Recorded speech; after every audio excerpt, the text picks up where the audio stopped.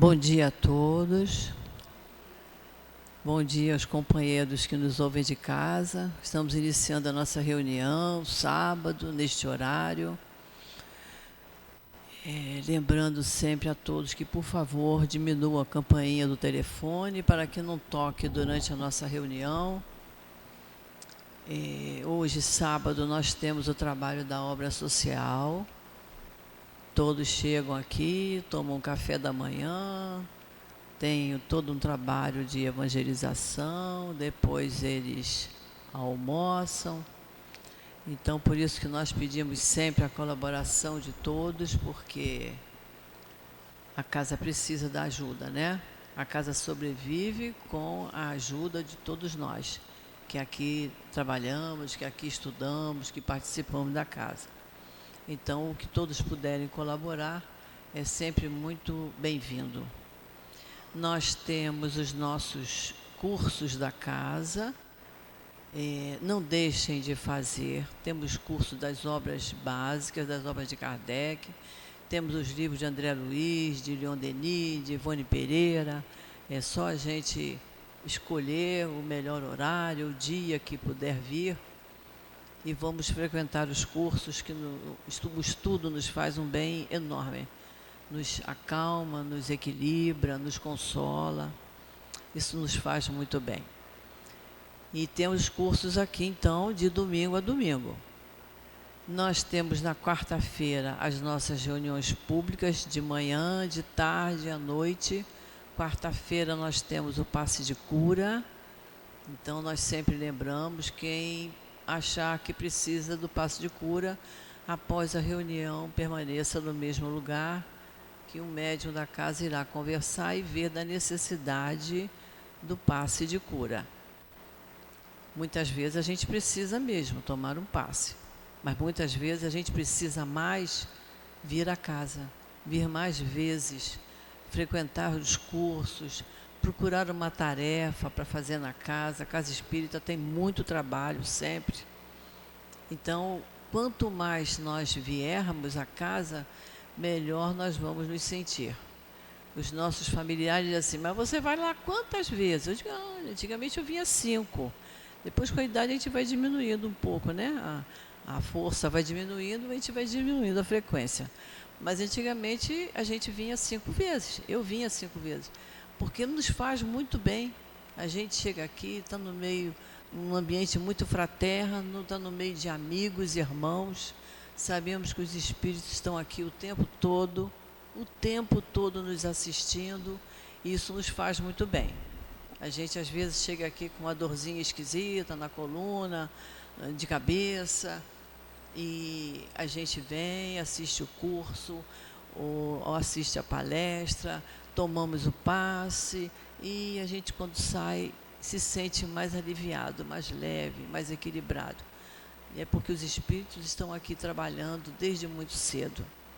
Estão aqui percebendo as nossas dificuldades, as nossas angústias e procurando nos auxiliar. É preciso que a gente abra a mente, abra o coração, para que esse auxílio venha e a gente recebe realmente. Mas quem precisar mesmo do passe de cura, ou por um problema físico, ou por um problema emocional, nós preenchemos um cartão e a pessoa vem e escolhe na quarta-feira o melhor horário para vir tomar o passe de cura. Pode vir na reunião de manhã, que é às 10 horas, pode vir na reunião da tarde, que é às 3, ou na reunião da noite, que é às 7 da noite. Sendo que para tomar o passe de cura tem que chegar bem antes,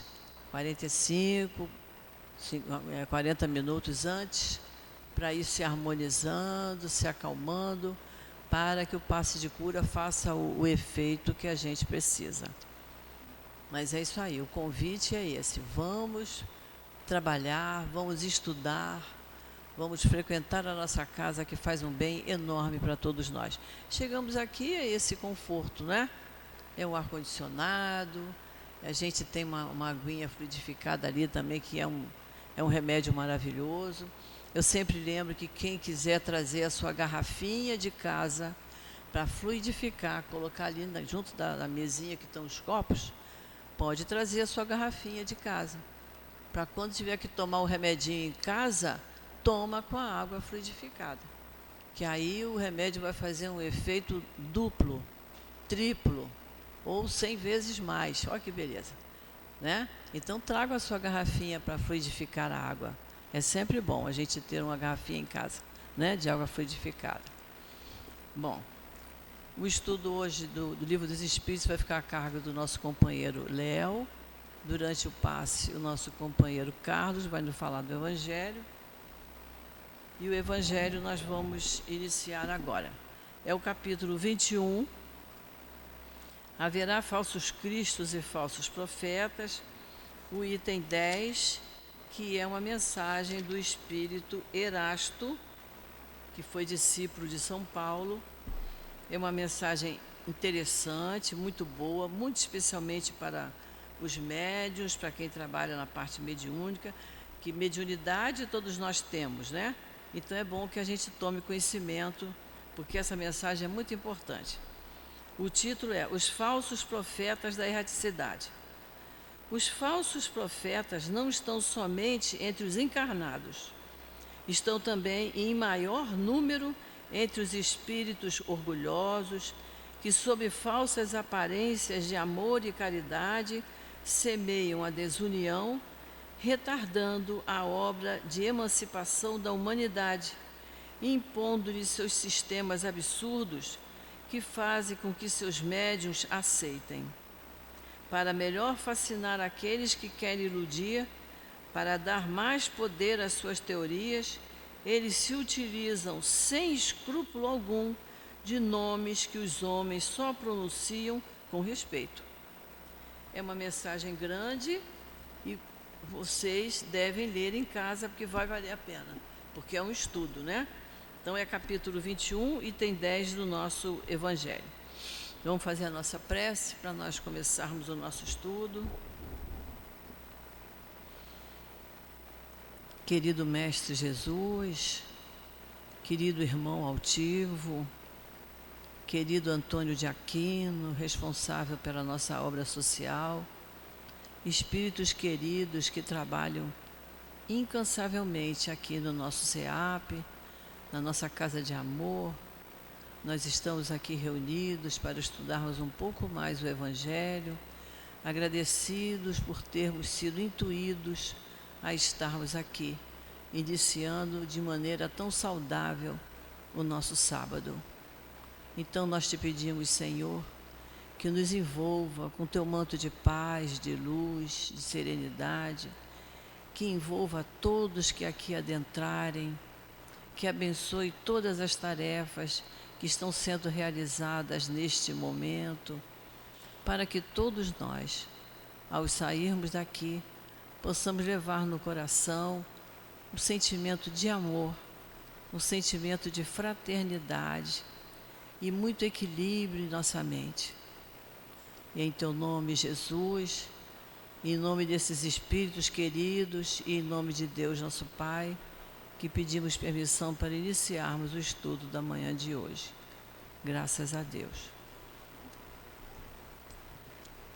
O estudo do Livro dos Espíritos, que o nosso companheiro Léo vai nos passar, é do capítulo 3 do Livro dos Espíritos. O título é A Alma Após a Morte. Eu vou ler duas questõezinhas pequenas. Questão 149. Kardec pergunta assim: que sucede à alma no instante da morte? Os espíritos responderam: volta a ser espírito, isto é, volta ao mundo dos espíritos, de onde se apartara momentaneamente. Questão 150. A alma após a morte conserva a sua individualidade? E eles responderam: sim, jamais a perde. Que seria ela se não a conservasse? Então agora o nosso Léo vai nos explicar, que esse assunto é bom da gente saber. Que Jesus abençoe.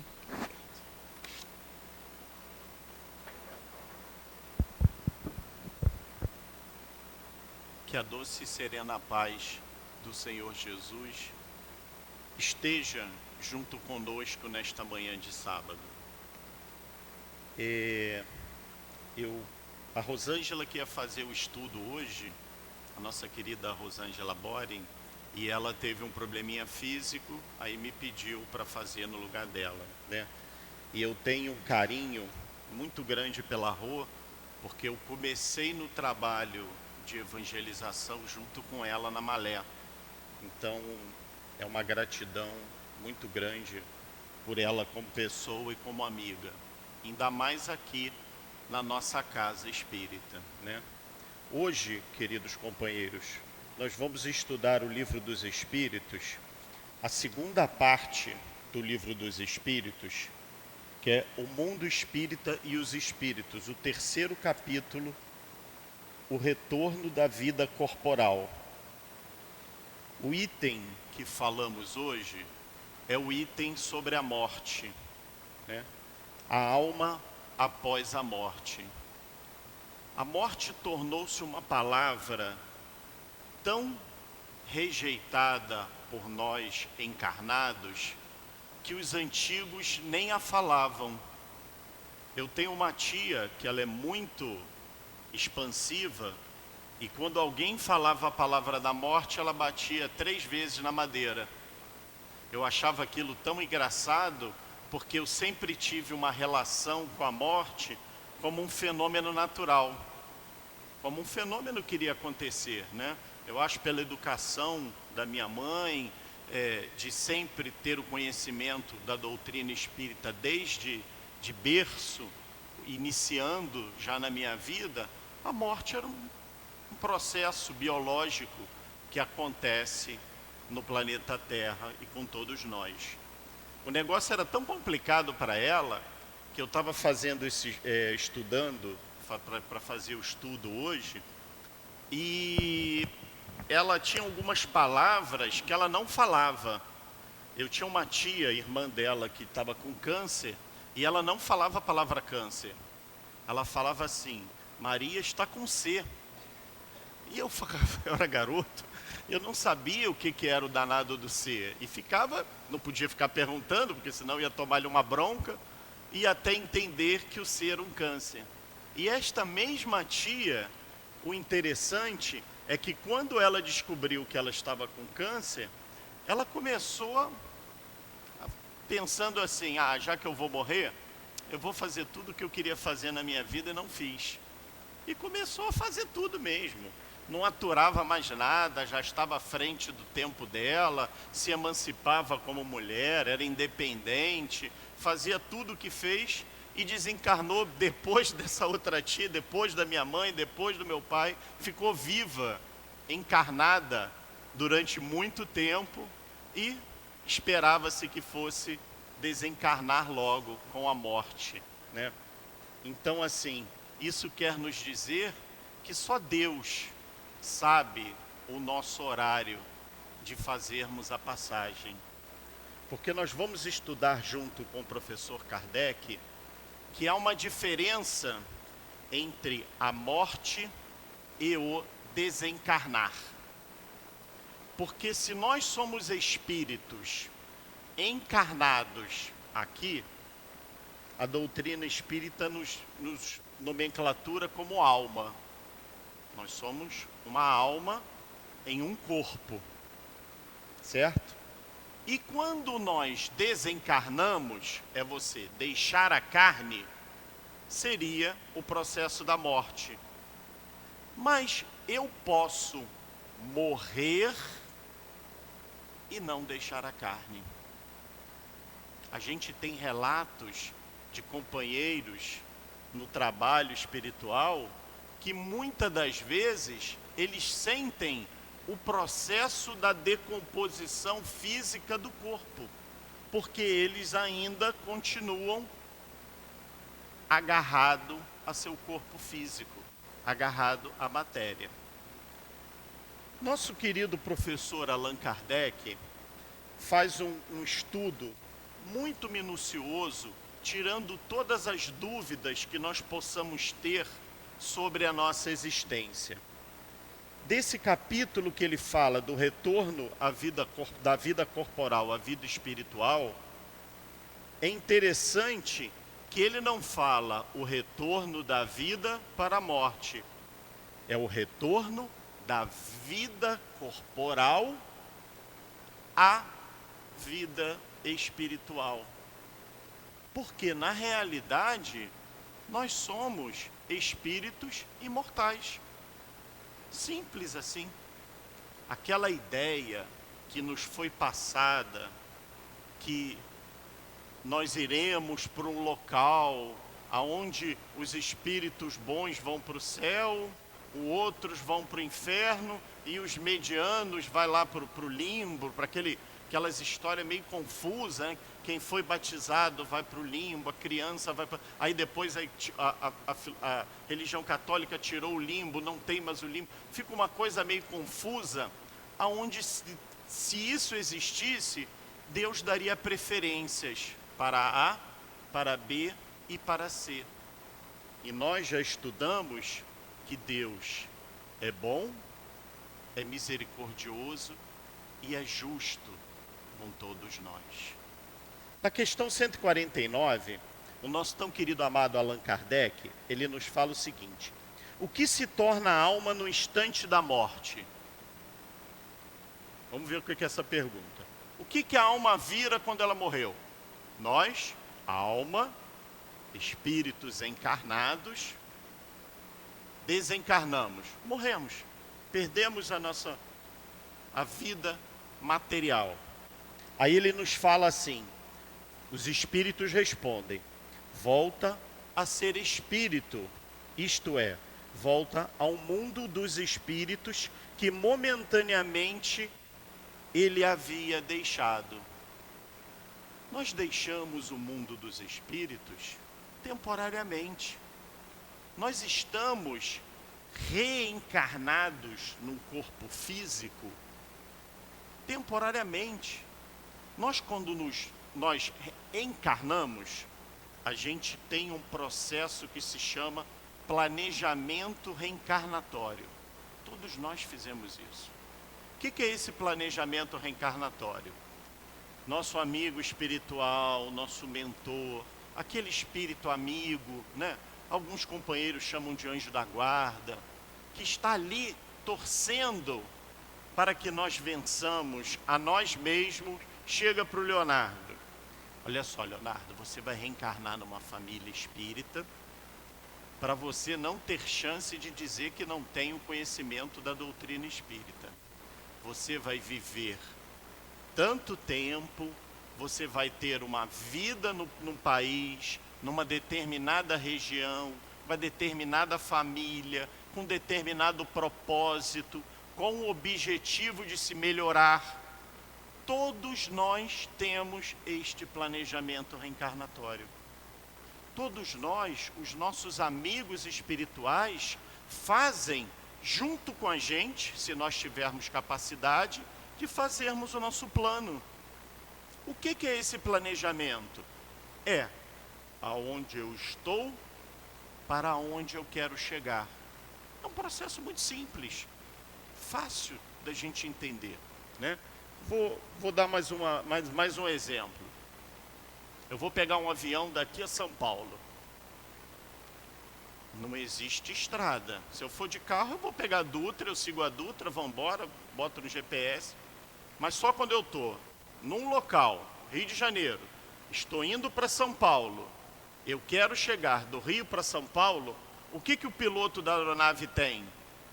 Um plano de voo. É um planejamento que ele vai traçar devido às condições. O que são as condições? O clima, o tempo, montanhas. Qual o percurso que ele vai fazer, saindo de um lugar para chegar no outro. Ah, Leonardo, mas nem sempre a gente segue o nosso planejamento. Nem sempre. O piloto pode chegar no meio da Serra das Araras e ter uma tempestade. O que ele vai fazer? Eu vou lá e desvio da tempestade. Se for um avião grande, vai embora. Se ele tiver capacidade de passar por aquilo ali, que não estava no seu planejamento.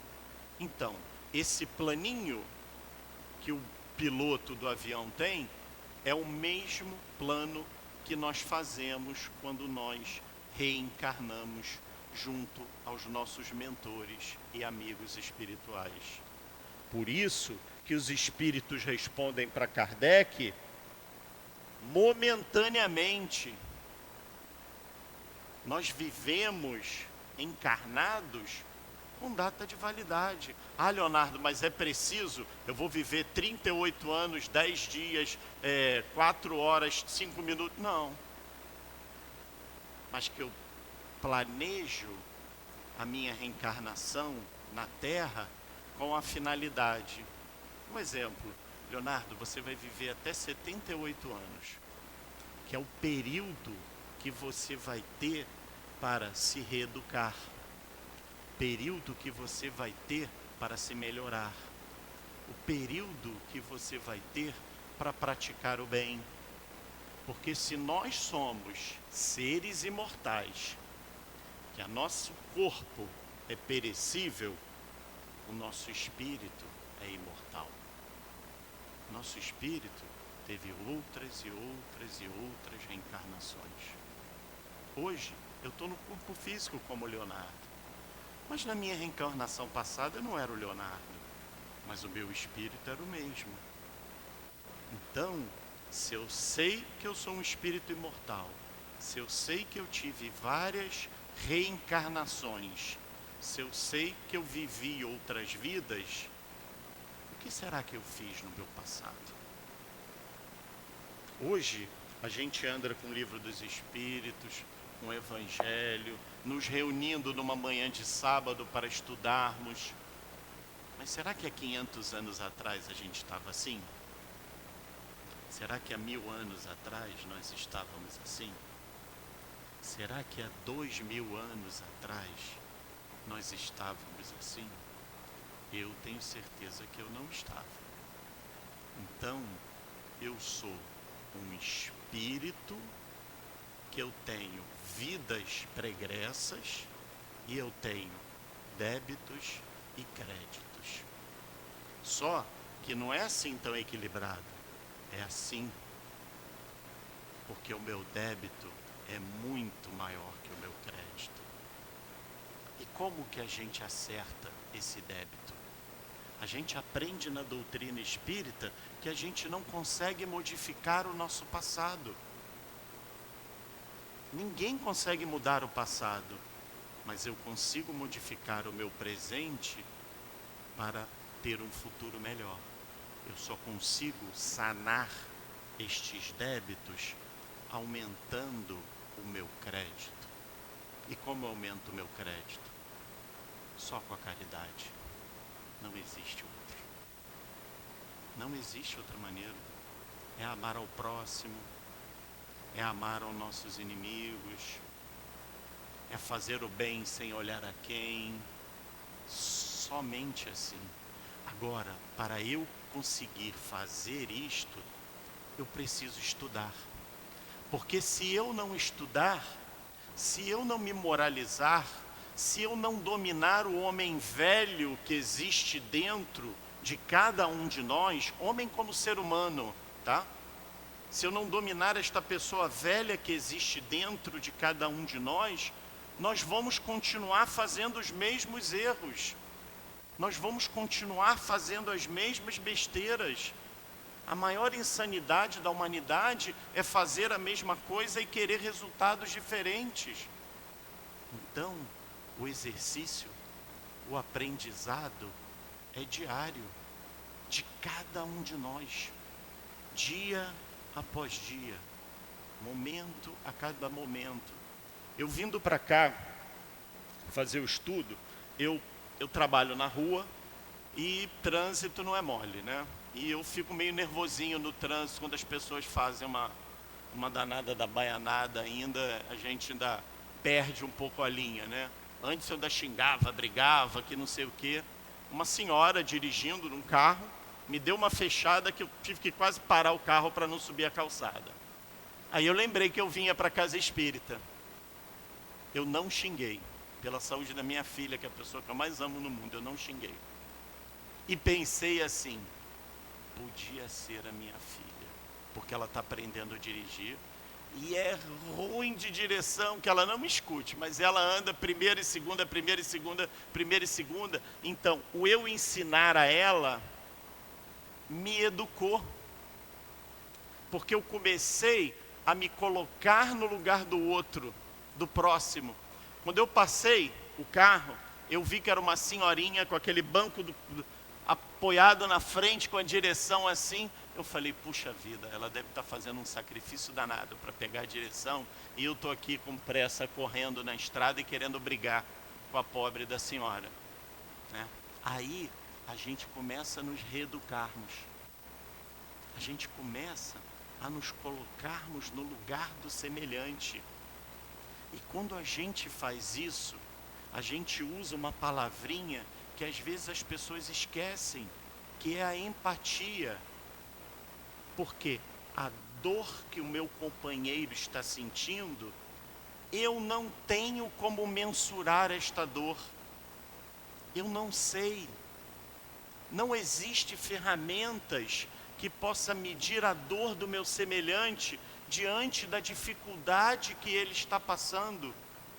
Mas se eu tenho um pouco de experiência e de maturidade, eu consigo usar a danadinha da empatia para saber que aquilo ali dói.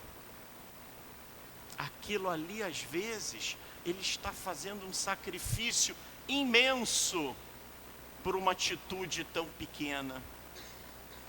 Aí a gente começa a crescer como seres humanos. A gente começa a amar ao nosso próximo.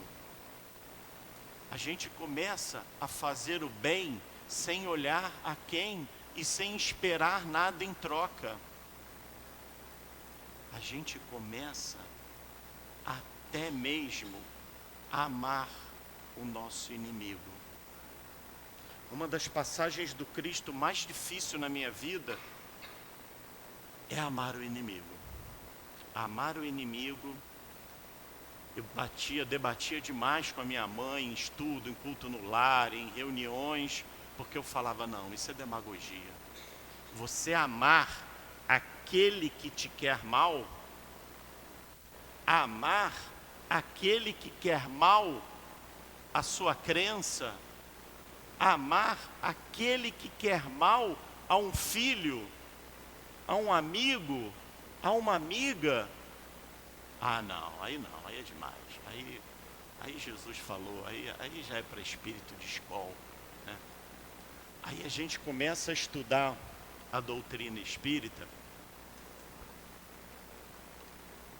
a gente começa a entender. Vamos falar um pouquinho de reencarnação. Hoje eu sou casado, eu tenho uma filhinha só, o apelido dela é Marrentinha, porque ela é marrenta, filha única.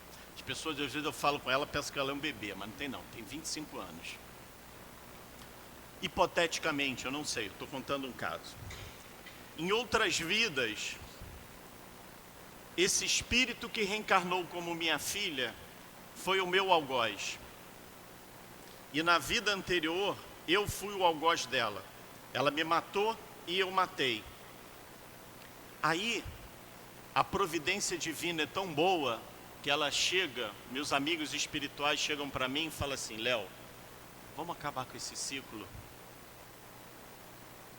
Aquele espírito que é seu inimigo vai reencarnar como sua filha. Aí a gente está lá cercado dos amigos espirituais.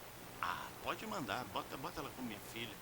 Pode. Se eu venho como pai dela é para educar, para mostrar, para exemplificar, para amar. Era um espírito inimigo meu. Aí nasceu a Marrentinha lá, pequenininha, primeira filha, única filha.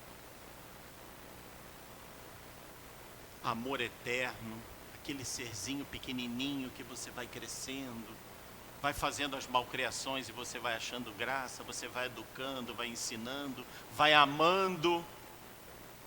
Aí, de repente eu tenho, nessa relação de pai e filha, o esquecimento das vidas passadas. Olha a misericórdia de Deus aí sendo tão boa com a gente. Porque se eu lembrasse que ela foi aquele que me matou, que trucidou, que destruiu, que fez isso, eu de repente eu não desenvolveria este amor. Aí Deus é tão bom com a gente, que Ele nos dá o esquecimento das vidas anteriores. Mas, por uma coincidência do mundo, eu tenho uma revelação de que essa filha foi uma grande inimiga, um espírito grande inimigo meu. Aí eu pergunto para cada um de vocês, se vocês estivessem no meu lugar, não respondam, só pensem. Vocês deixariam de amar este filho ou esta filha só por saber que em vidas passadas você o matou, ele o matou, você o matou, ele o matou? Aquele ciclo que não se termina nunca? Não deixaria. Eu falo para vocês. Aí eu aprendi como que Jesus nos mostrou que nós devemos e podemos amar os nossos inimigos, porque Ele já planta isso dentro dos nossos corações com os nossos filhos. Aí a gente conversa com amigos que tem 3, 4, 5 filhos e fala assim: Léo, eu amo meus filhos todos iguais. Eu acredito que amo, mas eu tenho o meu preferido, que é aquele espírito amigo, aquele espírito afim, que veio reencarnado junto de cada um de nós para nos dar o ânimo, nos dar a força, nos dar a determinação de prosseguirmos. E de repente, aquele outro espíritozinho rebelde que está junto do nosso meio, que não tem tanta afinidade, mas que eu amo ele da mesma maneira como eu amo aquele preferido. Aí a gente já começa a aprender a amar o inimigo. Por isso, a nossa passagem na Terra, ela é momentânea. Seguindo o nosso livro dos Espíritos aqui, Kardec, na pergunta 150, pergunta: a alma após a morte conserva a sua individualidade? A ideia panteísta de que nós morreríamos e iríamos para um todo, né? Kardec explica mais ou menos isso. E os espíritos respondem: sim, jamais a perde. Que seria ela se não a conservasse? Nós somos seres individuais. Nós podemos estar reunidos aqui em grupos, mas cada um com a sua individualidade. Essa ideia que nós voltamos para um todo é uma ideia errônea, que tivemos durante os vários tempos da nossa existência. E Kardec continua: como a alma constata a sua individualidade, visto que não tem mais o seu corpo material? Kardec faz uma pergunta bem materialista, bem terra a terra. Como a alma constata a sua individualidade? Como eu sou um ser indivíduo? Se eu já não tenho mais esse corpo material. É interessante a pergunta de Kardec, porque Kardec faz a pergunta que nós faríamos, porque nós somos materializados. Nós não somos, podemos deixar um pouco de ser materialistas, mas nós vivemos na matéria. Nós precisamos do nosso corpo. Nós enxergamos as pessoas como matéria. E os espíritos respondem: ela ainda possui um fluido que lhe é próprio, que aure na atmosfera de seu planeta, que representa a aparência da sua última encarnação, seu perispírito. Opa! Kardec agora nos dá mais ferramenta para nós aprendermos que nós somos um corpo físico, um espírito imortal e um fluido que me representa, que ele fala que é o perispírito. O que é o perispírito? a não ser uma matéria quintessenciada, uma matéria mais depurada, aonde cada vez mais nós evoluímos e nós progredimos, essa matéria vai se afinando, vai ficando mais sutil, vai ficando menos agressiva. E Kardec ainda pergunta, aquela história da morte, né? Que às vezes alguns brincam aqui, a pessoa morreu, o caixão não tem gaveta, o que nós vamos levar daqui para lá? E Kardec pergunta assim, a alma nada leva consigo deste mundo? A alma leva alguma coisa? E os espíritos respondem, nada além da lembrança e o desejo de ir para o mundo melhor. Esta lembrança é cheia de doçura ou amargor, conforme o uso que ela tenha feito na vida. Quanto mais pura, mais compreende a futilidade do que deixas na terra. Olha só.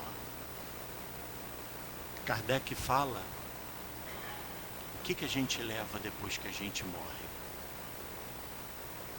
A gente leva o nosso ser, não o nosso ter. Eu não levo a minha casa, a minha filha, o meu trabalho, os meus bens. Eu levo o meu ser, o que eu sou aqui na terra, eu serei no plano espiritual. É isso, única e exclusivamente. E os espíritos ainda nos bota aqui, da lembrança é cheia de doçura e de amargor. O que nós levamos está muito ligado ao que nós somos aqui na Terra. A maior fake news que existe, que as pessoas falam, é assim, fulano faleceu, descansou. Negativo. Descansou não vai descansar.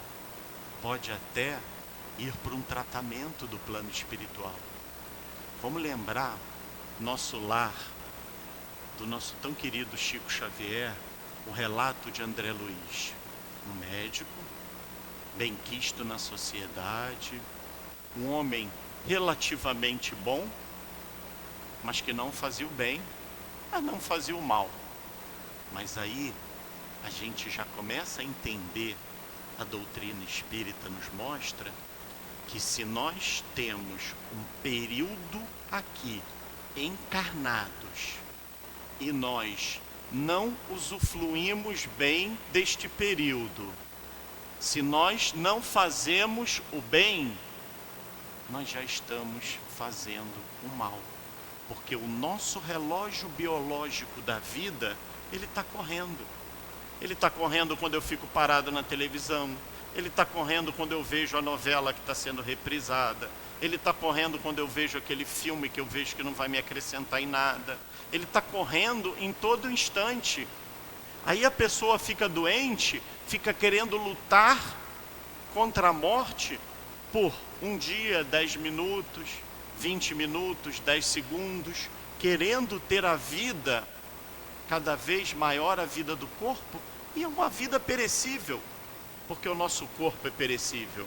Então, nosso tão querido Allan Kardec nos relata aqui exatamente o que nós vamos levar para o plano espiritual, é o que nós somos. E chegando lá, na literatura de André Luiz, ele nos mostra que nós ainda vamos aproximar ou vamos para locais aonde nós somos afins, aonde nós gostamos, aonde nós temos afinidades, com aqueles espíritos que são afins a cada um de nós, que nós temos a proximidade com aquele espírito. Então, as colônias espirituais, os locais aonde nós iremos, está ligado a quem nós somos e aos nossos pensamentos. Chico Xavier tem um livrinho, pequenininho, bem pequenininho. Eu esqueci de trazê-lo. Pensamento e Vida. É um livro pequeno e grande, né? Eu tinha uma amiga que já faleceu que ela falava que era igual os grandes perfumes, né? São frascos pequenos com grandes essências. Esse livro, Emmanuel nos relata que é um manual da espiritualidade para os espíritos reencarnarem. E o Chico nos traz esse livro que ele mostra para a gente a importância dos nossos pensamentos, a importância do que nós pensamos, porque pensamento é força, pensamento é comunicação, pensamento é atração e pensamento é matéria. Vamos estudar a literatura de André Luiz, começando por Nosso Lar, ele relatando, quando ele chega no plano espiritual, que ele vê as formações das casas, as formações dos locais, as formas pensamentos, Libertação é um livro que mostra muito sobre, detalhadamente, as formas pensamentos. Então, a gente começa a compreender um pouco mais que nós somos muito mais do que pensamos, do que a gente imagina. Porque até a sintonia que eu faço com os meus amigos espirituais está ligado ao que eu penso. Eu posso falar uma coisa e pensar outra. Só que para os espíritos pouco importa o que a gente fala. O que importa é o que eu estou pensando, o que eu estou sentindo, o que eu sou. Porque quando a gente perde o nosso envoltório físico, a gente fica liberto da matéria. Mesmo ainda, como ele nos coloca aqui, nós ainda temos o nosso perispírito. Na pergunta 151, Kardec fala exatamente o que a gente falou um pouco atrás. O que pensar da opinião do que após a morte a alma retorna a um todo universal, né? Que a alma vai retornar para um todo e vai virar um bolo, panteísmo. Conjunto dos espíritos não formam um todo? Não constitui um mundo? Quando estás numa assembleia, é parte integrante desta assembleia e toda a vida conserva sempre a tua individualidade. Olha que é o que nós falamos. Nós somos seres individuais. Nós estamos aqui numa reunião. Nós estamos num grupo com uma finalidade, com um propósito, mas cada um de nós é uma individualidade, é um espírito com suas lutas, com as suas batalhas, com as suas experiências, com seus medos, com as suas dores, com as suas vontades e com as suas determinações. Então, Kardec vem firmar mais ainda, junto com a pergunta para os amigos espirituais, o que realmente nós somos e para onde nós vamos. Se eu penso única e exclusivamente de futebol, minha vida é futebol, eu vivo futebol, só vejo futebol, sou louco por futebol, durmo ouvindo futebol, leio futebol, quando eu desencarnar eu vou pro alto dos planos de escola? Não, eu vou me juntar aos espíritos que gostam de futebol. E nas mesmas coisas, se eu gosto do dinheiro, se eu sou apegado ao dinheiro, eu vou juntar com os espíritos que são apegados ao dinheiro. A mesma coisa, se eu sou apegado ao sexo, se eu sou ligado ao sexo, se eu só penso no sexo, eu vou ficar ligado a espíritos que têm essa tendência. Então, cabe a cada um de nós pensarmos um pouco mais com quem nós nos queremos nos ligar.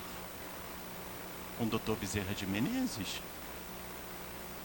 com Altivo Panfiro, com Dr. Herman, com Antônio de Aquino, com Baltazar.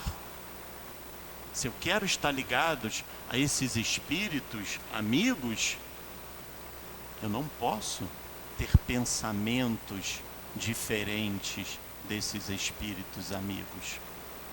Na hora da dor de barriga, a gente, ai meu Deus, me ajuda, por favor, Dr. Bezerra de Menezes, amigos espirituais.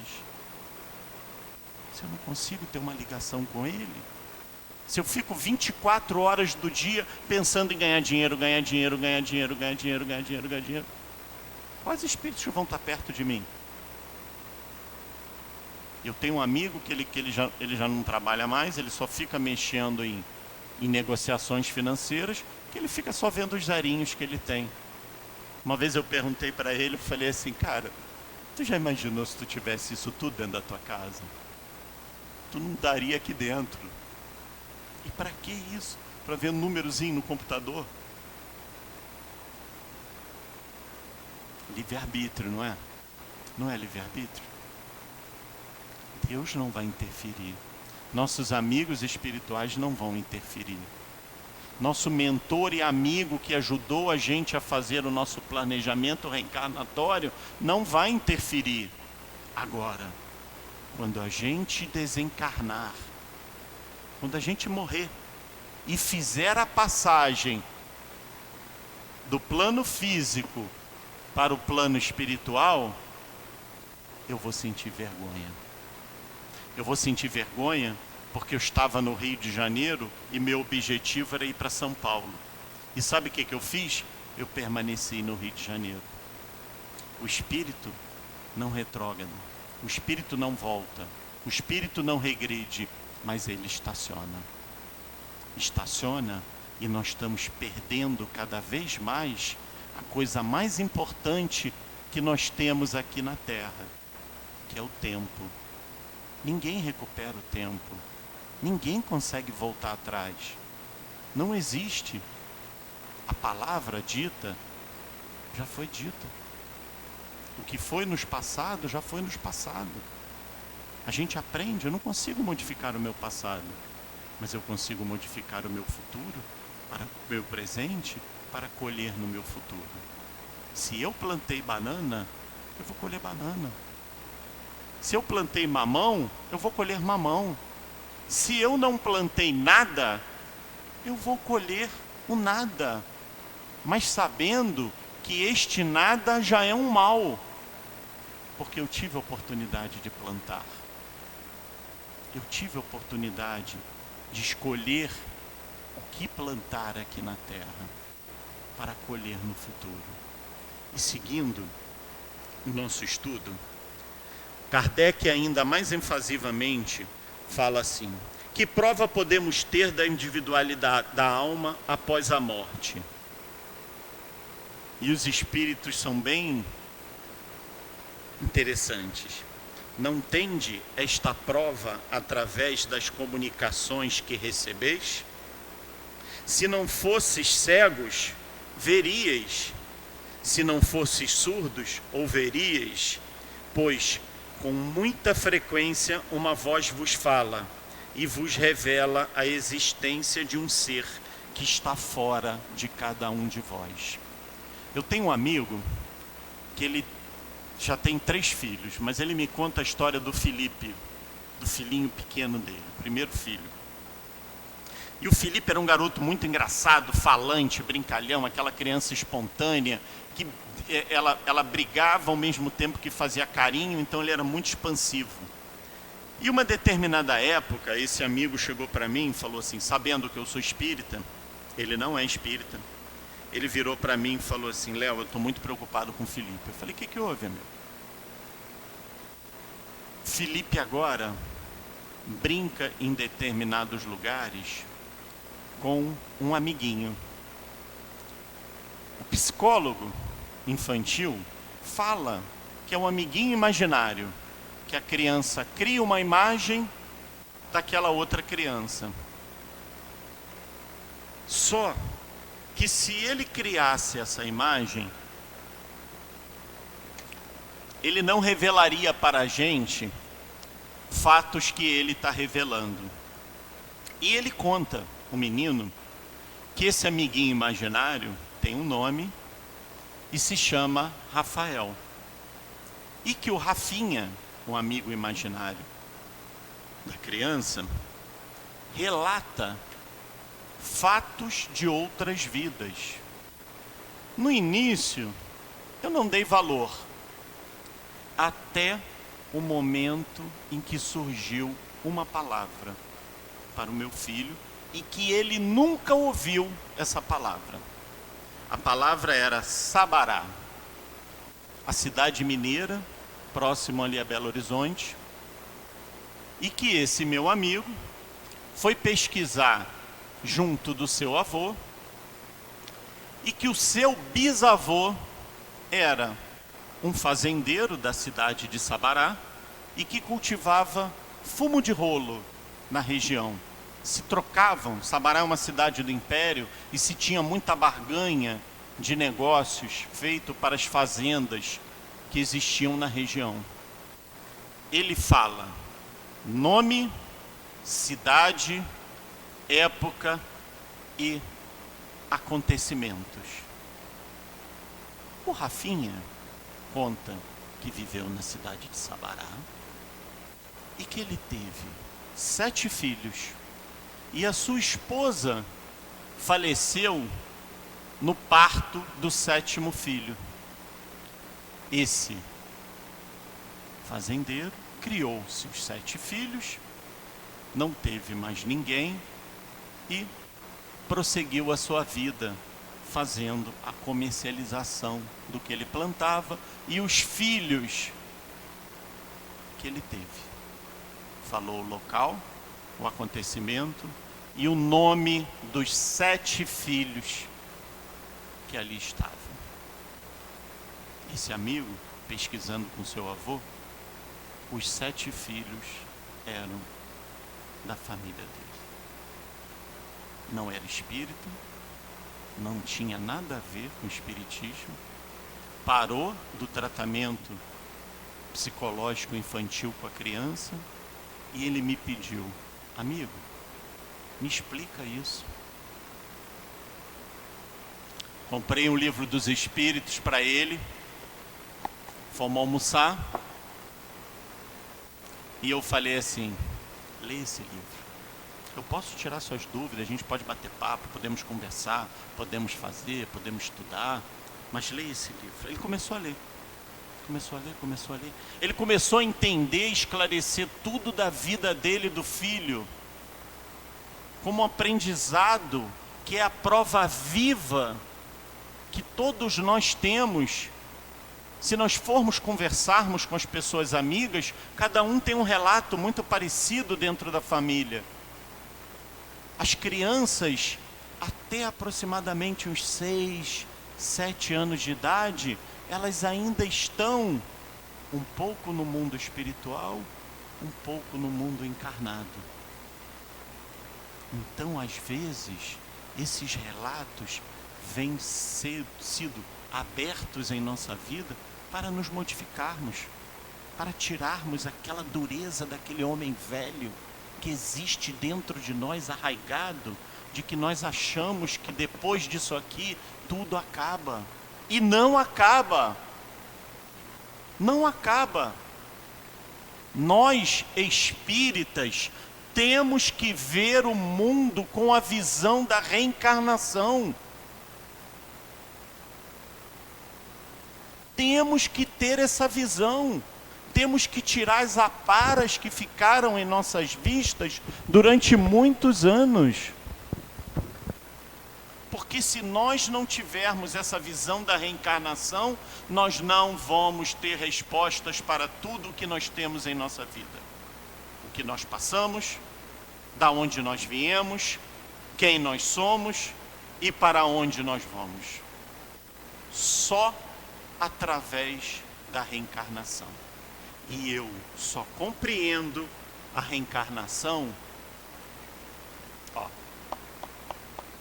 estudando Livro dos Espíritos, Livro dos Médiuns, o Evangelho, céu e inferno, a Gênese.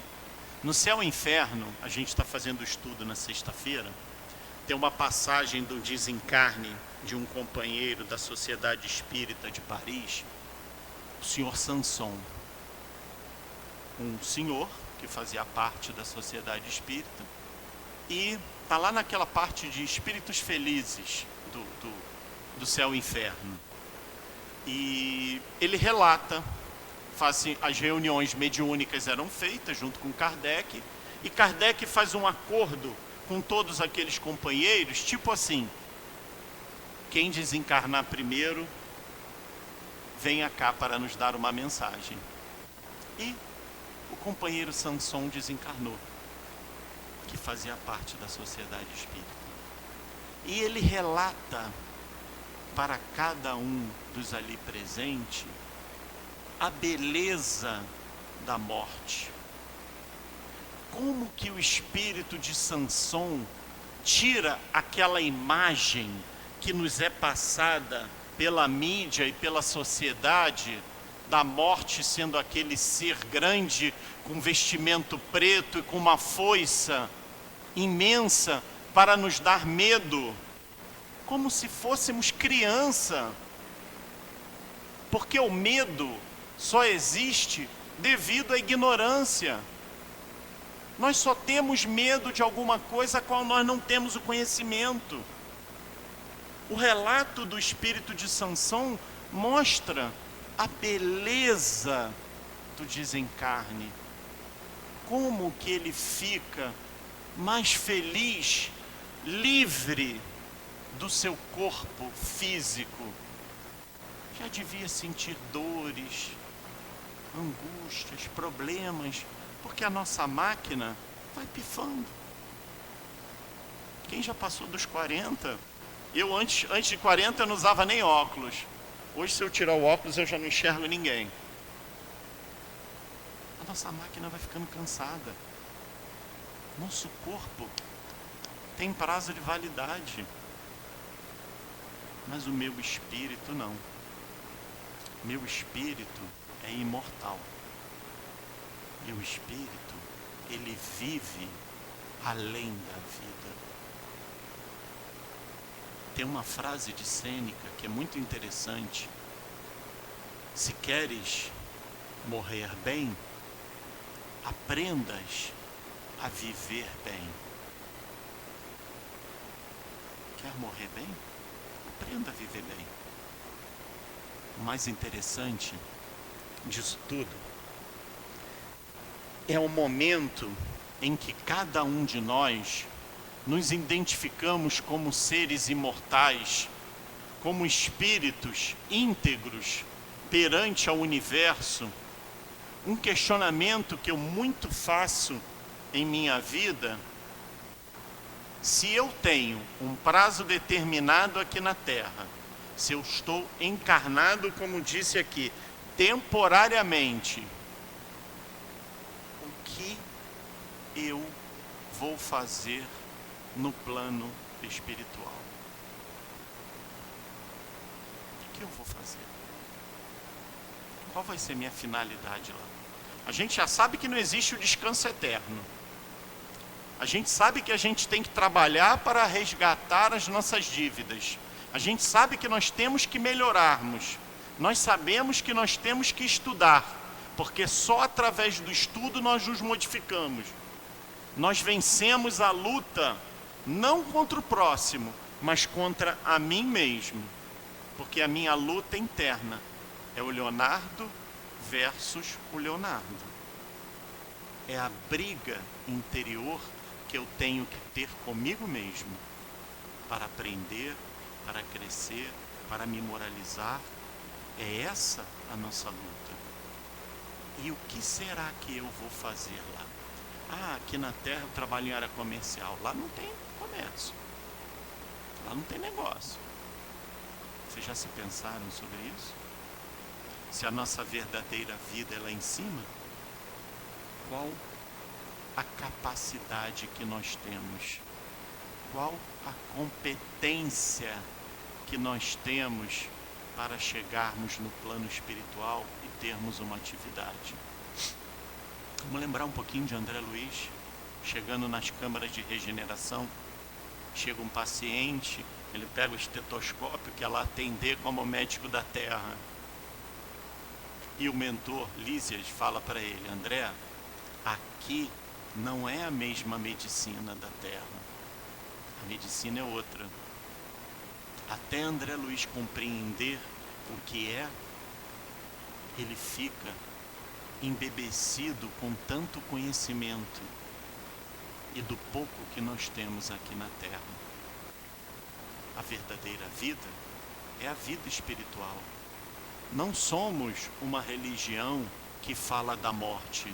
Às vezes alguns companheiros falam assim: eu não gosto da doutrina espírita, porque a doutrina espírita só fala da morte. Nós não falamos da morte. Nós falamos da vida após a vida. Porque para nós espíritas, a morte não existe. É nada mais, nada menos do que uma passagem de um plano para o outro. Aqui, junto de cada um de nós, como fala o nosso tão querido professor Eurípides, há vários espíritos. Não significa que eles não estão aqui só porque nós não estamos vendo.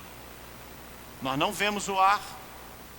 Nós podemos sentir o vento, mas nós não vemos o ar. E o ar não está aqui? E os espíritos amigos estão aqui junto de cada um de nós, sempre nos incentivando, nos mostrando, nos exemplificando e junto mostrando para que devemos seguir com a certeza da vida após a vida. Só assim nós conseguiremos vencermos a nós mesmos. Que seja um dia de muita paz para todos.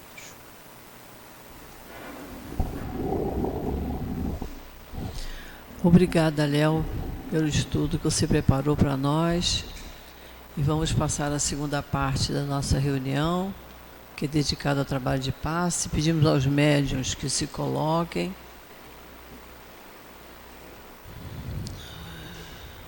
Enquanto nós outros que vamos tomar o passe, vamos fechar os nossos olhos. Vamos lembrar da doce e meiga imagem do Cristo, lembrando que temos um anjo de guarda junto de nós,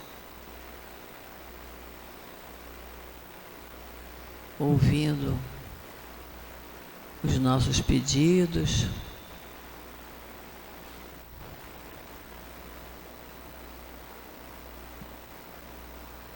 Querido Jesus, é chegada a hora do passe, Senhor, e nós te pedimos as tuas bênçãos para esse trabalho de amor que irá se realizar. Que possam os mentores estarem junto dos médiuns, nos transmitindo os fluidos de que mais necessitamos. Por isso nós te pedimos, Senhor, abençoe essa hora do passe. Graças a Deus.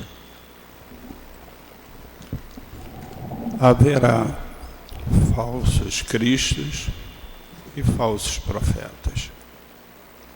Deus nos deu a vida e junto a ela nos deu também a inteligência e o discernimento.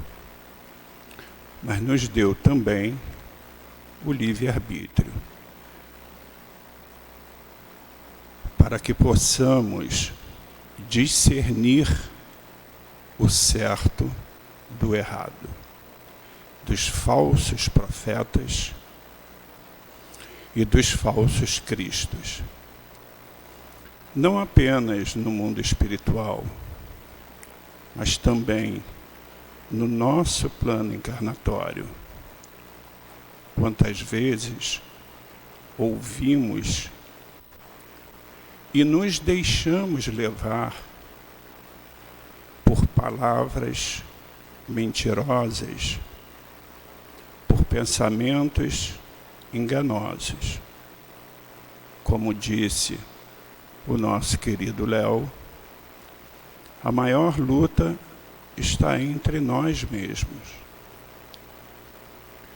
Entre nós nos permitirmos ou nós não nos permitirmos sermos enganados. A nossa irmã Gracilde fez a leitura do primeiro parágrafo do Evangelho segundo o Espiritismo, no seu capítulo 21, no item 10. E eu vou me permitir dar uma sequência dizendo: ainda há, porém, outros meios de reconhecê-los. Os espíritos da ordem a que eles dizem pertencer devem ser não só muito bons, como eminentemente racionais. Pois bem, submeteis seus sistemas à análise da razão e do bom senso, e vereis o que restará. Então tereis que concordar comigo em que todas as vezes que um espírito indica coisas utópicas e impraticáveis, ou medidas pueris e ridículas, como remédio para os males da humanidade, ou como meios de chegar à sua transformação, ou quando formula um sistema que é contestado pelas mais vulgares noções da ciência, ele só pode ser um espírito ignorante e mentiroso, exatamente como nós, no plano encarnatório, temos visto, temos presenciado, e por isso a casa espírita, essa doutrina espírita tão maravilhosa, que nos dá a oportunidade de discernir o certo do errado, por intermédio dos ensinamentos de Jesus. Por esse motivo, nós não podemos mais nos permitir a ser enganado e a dar ouvidos às mentiras e a essas falsas revelações. Que Jesus nos abençoe hoje e sempre.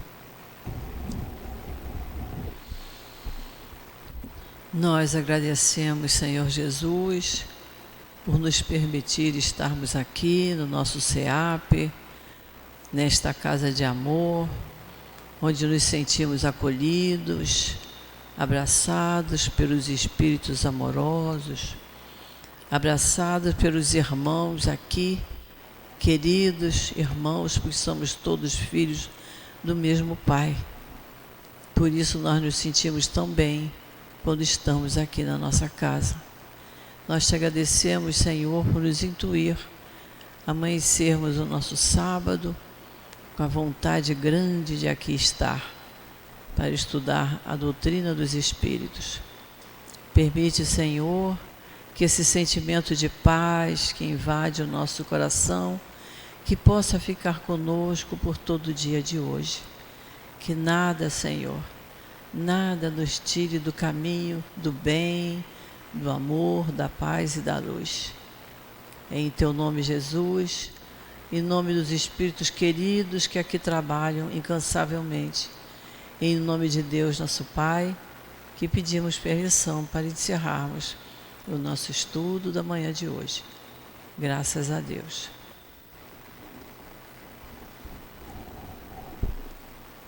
SEAP, Centro Espírita Altivo Panfiro. Uma casa de amor. Um excelente sábado para todos nós.